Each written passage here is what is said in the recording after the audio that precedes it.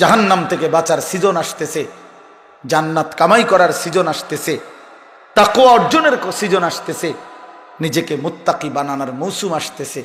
আল্লাহ বলছে, ইয়া আইয়ুহাল্লাযীনা আমানু, হে ঈমানদারগণ, তোমাদেরকে আলাদা বলছি আমার মুমিন বান্দা, কুতিবা আলাইকুমুস সিয়াম কামা কুতিবা আলাল্লাযীনা মিন ক্বাবলিকুম, তোমাদের উপরে রোজা ফরজ করা হলো, তোমাদের পূর্ববর্তীদের উপরে রোজা ফরজ করা হয়েছিল।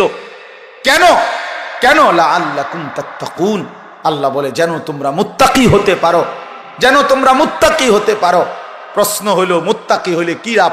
আল্লাহ বলছে উইদ্দাত লিল মুত্তাকিন, মুত্তাকিদের জন্যই জান্নাত বানানো হয়েছে, জান্নাত বানানোই হয়েছে মুত্তাকিদের জন্য।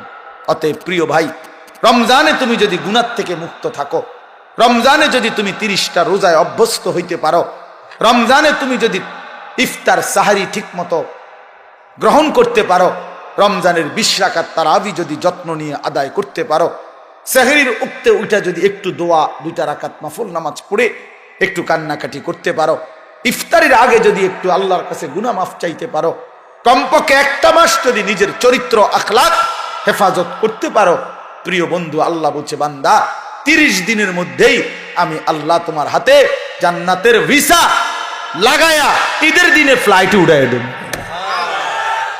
ঈদের দিনে ফ্লাইট 30 দিন। যেদিন রমজানের চাঁদ উঠবে সেদিন ইমানের পাসপোর্ট দিবা, আর আমি আল্লাহ 30 দিন আমার হুকুম মানবা, 30 দিন পরে আমি তাকওয়া নামের জান্নাতের ভিসা লাগাই দেব। এখন ইমানের পাসপোর্ট আর তাকওয়ার ভিসা রেডি, ঈদের দিন ফ্লাইট।